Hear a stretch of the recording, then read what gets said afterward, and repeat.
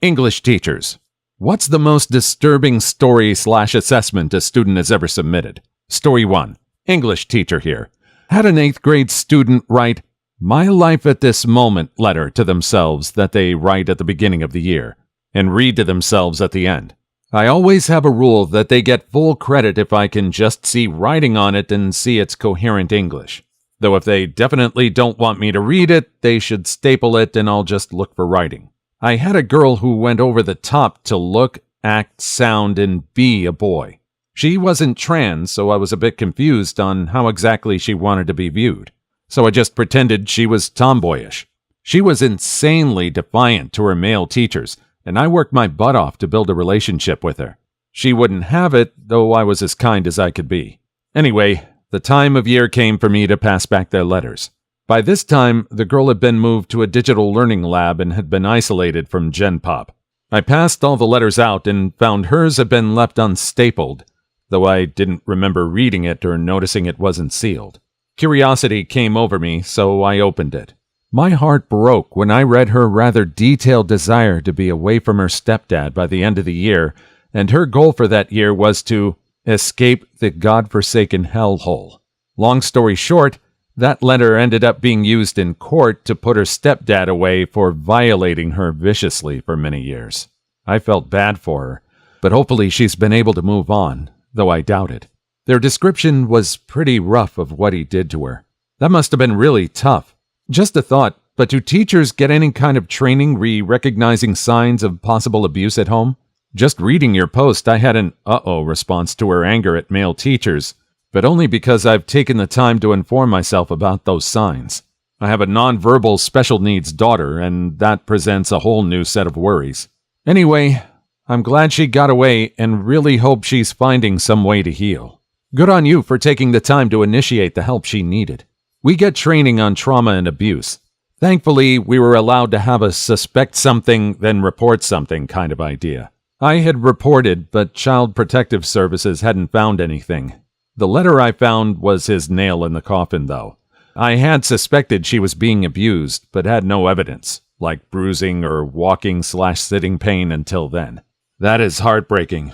With all the focus on trans issues these days, I think a lot of people would have written off her behavior as trying to be trans, or things that probably would have been disallowed by the government thanks to certain laws being passed in certain countries. The reasoning behind why she was dressing and acting the way she was definitely an eye-opener. I wonder if any of these government bodies have taken this kind of behavior into account when making their rulings on these laws. Probably not. Story 2. I have my high school students write a defining moment memoir about a moment where their lives changed in a significant way. I generally see some stories about childhood abuse and things of that nature where I make sure our social work team is aware of their claims. They're getting support, and that's basically it. However, I did once get a story about the first time a girl in my class had smoked marijuana. Except, the whole thing was written with the marijuana anthropomorphized as a beautiful woman named Mary that she met and took on a beautiful all-night date. The thing was about 3 pages long and graphic. We're talking full anatomical descriptions of lesbian spicy time as an analogy for the experience of getting high for the first time. It just kept going and going, and it was extremely well written to the point that I was really uncomfortable reading it and had to put it away. The worst part is she was so excited for me to read it and came in the next day like, "Did you read it? Did you like it? I'm super proud." And I had to basically say, "Yeah, it's super well written, but honestly, I just can't be reading something like that written by one of my students." I suspect she likes women too. Possibly you if you're a female. "Did you read my smut?" Girl writes detailed story about having lesbian spicy time with another woman. You. I suspect she might like women too. I don't know, in this day and age, it just can't be too careful assuming that kind of stuff. She may have truly tried to be analogous in her experience with marijuana. On the other hand, she is a teenager and is going through all those emotions, so she might be into women as well. I don't really think she was into the teacher, though. Maybe this teacher is kind of upfront and open with the students. I kind of think the teacher should be flattered that this student felt so comfortable around her to be able to open up and show her the story. Story 3. Abuse and more abuse. Assigning anything that asks them to reflect on something personal or write something creative has a high chance of yielding stories about abuse. Those stories very likely reflect real experiences. Many visits are paid to the guidance counselors and school therapists. If you don't work with kids, you might be shocked to learn just how many people are abused in some fashion. If you add in how many kids aren't abused but just have a bad upbringing, it gets really, really depressing. In 11th grade, we had to write about a lifeline in our lives. Most people wrote about their parents or even a pet. I wrote about my best friend and girlfriend for a while that saved me while I was in the depths of anorexia. It was incredibly personal. I let my friend read it, and she convinced me to read it out loud when our teacher asked us to share. I panicked when I realized everyone was positive and not, "Hey, I'm crazy, and this person kept me from unaliving." But my friend pushed me to read it. The teacher was impressed, and I had people come up to me for days after with their own stories or praising me for being open. My voice shook the entire time I read it, but it's one of the pieces I'm proudest of. The worst part is a lot of people don't even know they're being abused and how much of a lasting effect things will have on them when coming from an emotionally abusive home. If you're physically or personally abused, then you do know. But when you're manipulated, controlled, and emotionally abused, you can just think it's normal. Hell, I'm in my 30s and thought my life was pretty normal until I started speaking with a counselor recently. I can't even imagine how many kids are in the same situation I was and think it's normal or okay. It was good to have one from a student's point of view. They face peer pressure every day. To have to read something that personal in front of a class is just amazingly stressful. I'm glad that she was able to get help. I hope the backlash wasn't too harsh. Story 4. I had a junior write a memoir in her daily journal about getting violated by 2 other students. This was 7 years ago, and I still get emotional when I think about it. She was always super quiet and a great student. She wasn't aware that the journals would be turned in, and she begged me not to say anything to her parents. I spent a lot of time making sure she got the help she needed. She's doing much better now. She's an RN in a local hospital, and she took care of me a year or so ago when I was in the ER. This happened to my girlfriend in high school. Let's call her Kate. We dated junior year, and one day after school, Kate confided in me that she had been violated as a freshman by 2 other boys. I couldn't understand why she was telling me, but I tried to be supportive and urged her to tell her parents. I didn't really know what to do, but I knew she would lock up emotionally if I prodded too much. Then, a few days later, I found out from Kate that her teacher had given her the same type of journal assignment as original person. The teacher read the journals. Kate thought they would be private, and the teacher went to the counselor. Kate was afraid I would find out from someone about the journal. Obviously, this wouldn't happen, since counselors and teachers don't share this sensitive information, so she wanted to tell me first. We continued to date for a year after that, and it was nice to watch her learn how to cope with what had happened after she was able to get the help she needed. My middle school's counselor told parents everything. At least, that's what I heard. But if it's true, then they were breaking the rules. Story 5. I might get buried, but I need to chime in, mostly in the hopes that this student finds my comment and knows how much his story stuck with me. The first paper assignment of the semester was to write about life at the university through a sociological lens. This guy who was social, well-liked, in a frat, turned in this shocking story. He was writing about how hard his life was, how he had to scrounge for meals from the trash while seeing all the other students eat happily in the dining halls. He described how he'd seen his friends struck by cars on the winding mountain roads on campus. I was so taken aback, and I kept reading anxiously to see if his story would take a turn. A squirrel. The student was writing from the perspective of a squirrel. This kid was a genius. I told him later how impressed I was, and he shrugs in a very bro way, stating, "That's the worst thing I've ever written." If you see this, Matt, that's still my favorite paper by a student. Finally. A clever paper. My reading will be glorious. You got green texted by a college. Story 6. Students were annotating old news articles about a very famous axe unaliver from the late 1800s. One student includes an annotation about how the article reminded her of her father. She helpfully included his name for me to Google, and yep, that's how I found out my student's dad is literally an axe unaliver. Second place goes to a student who wrote from the point of view of the Zodiac unaliver for a creative writing assignment. It was incredibly well written. If it hadn't been, it honestly might have not been so disturbing. But being in the killer's head as he ties up and stabs young couples to unaliving? No thanks. Oh, and last week someone submitted a horror story in creative writing. I swear to God, she could be a writer for Saw movies. The expirings were graphic and gruesome and creative. I had to take breaks while reading it because I'm pretty squeamish. Was the Axe Unaliver the Axeman of New Orleans and Razor Boy? The first one is a bit disturbing. Did that student ever mention her father to anyone else? This teacher had to find out through a creative writing assignment?